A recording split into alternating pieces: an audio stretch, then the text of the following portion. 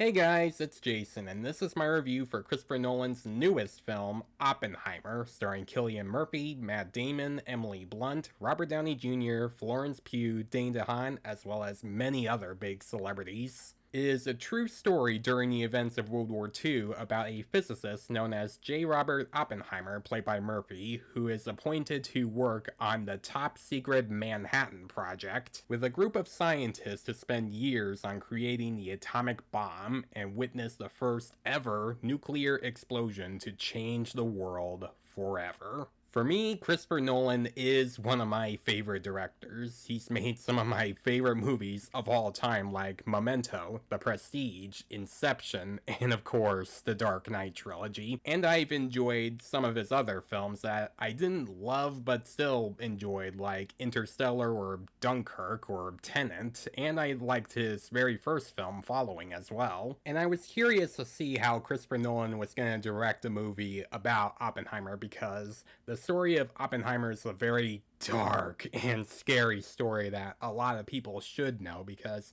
it's a real thing that happened in real life. This is also Nolan's fourth film to be rated R because the last one he did was Insomnia, and the rest he did after that were just PG-13. And this movie is definitely one of his best films. It's probably one of the best movies that I have seen all year. I think this captures the story of Oppenheimer really well. For one, the sound mixing is fantastic. Like the way they use it for whenever you see explosions or stars or organisms inside Oppenheimer's mind, the way they were able to use the sound in those moments made you feel like you're actually in that moment, just seeing all of that in his head, and especially making you feel like you're witnessing the whole bomb event happening. And I know with some of Nolan's recent films, a lot of people have been put off by how the sound and the music that he uses ends up being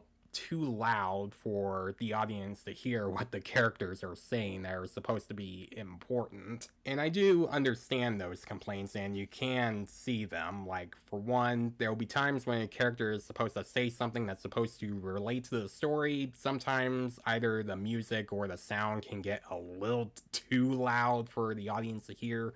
But for me, I think for the most part, it does work. Like, there'll be times when Oppenheimer is thinking about something that relates to the bomb in his mind, and you get to see everything go silent around him, and all you hear are explosions. And I think it works for this movie because you do see Oppenheimer think about the bomb a lot and get stuck in his head from time to time. The story is also worth praising because this is a character study film focusing on Oppenheimer's life and how he became a physicist and how he was able to get scientists to help him create this bomb, and how he spends time with his wife, played by Emily Blunt. And you see how he's able to speculate and make theories on how to make this bomb work. And when those theories come true, he starts to see it as a great thing he did, but then slowly start to see that he might have made a grave mistake. Because this isn't a spoiler, I'm sure all of you already know about the Oppenheimer story, and you already know that the bomb goes off, and later in the film, he starts to regret doing it and feels like he's made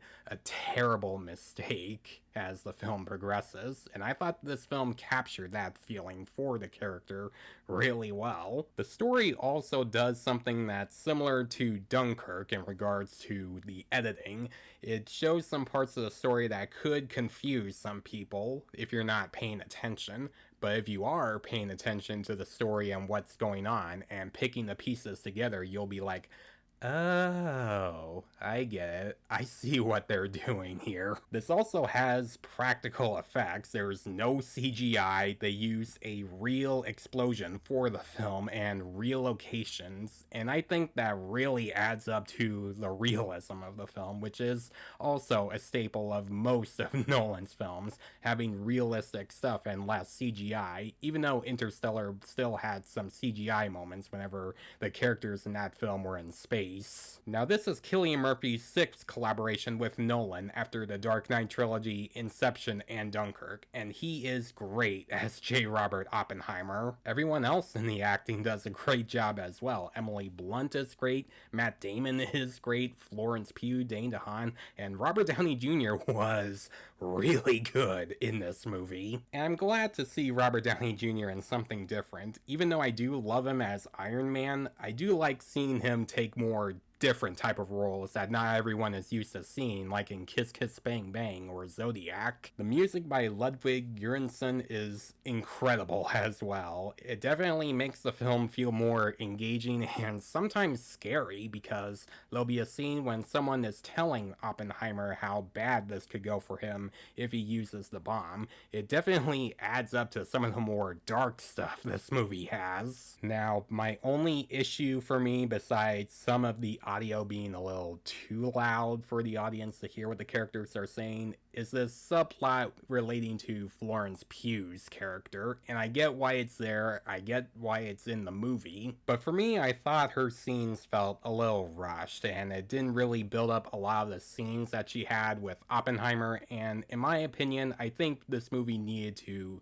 develop her a little more to make it feel more important for the story. And there are some parts in her subplot that are important for the film. It's mostly some of the main stuff in regards to Oppenheimer, but for me, I would have liked to have seen this movie develop her a little bit more, just so I can feel more of the emotion that her character has later in the film. Even though some of the audio and the music can be a little too loud for the characters talking, and Florence Pugh's subplot felt a little rushed, Oppenheimer is still a great movie with really good acting, great practical effects, an engaging story, really good music, and really good sound mixing. If you're a fan of Christopher Nolan's previous work, I do recommend watching this film, although it's nothing like The Dark Knight or Inception, because this is more of a dark and scary type of story about someone creating something that that person might regret later in his life. I'm gonna give Oppenheimer an A. So guys, if you have seen Oppenheimer, or if you're planning to go see Oppenheimer, let me know how you feel about the film in the comments below. And also let me know this: what is your favorite Christopher Nolan film? For me, it's been between the Dark Knight trilogy and Memento and The Prestige and Inception. Those films for me are some of my favorite films of his. And as always, if you like this review, please leave a like and subscribe to my channel so you don't miss a thing, because it helps my channel grow. Hit the notification bell so you get notifications of other reviews I'm making. Follow me on Facebook. Thanks for watching, guys, and I'll see you in the next one.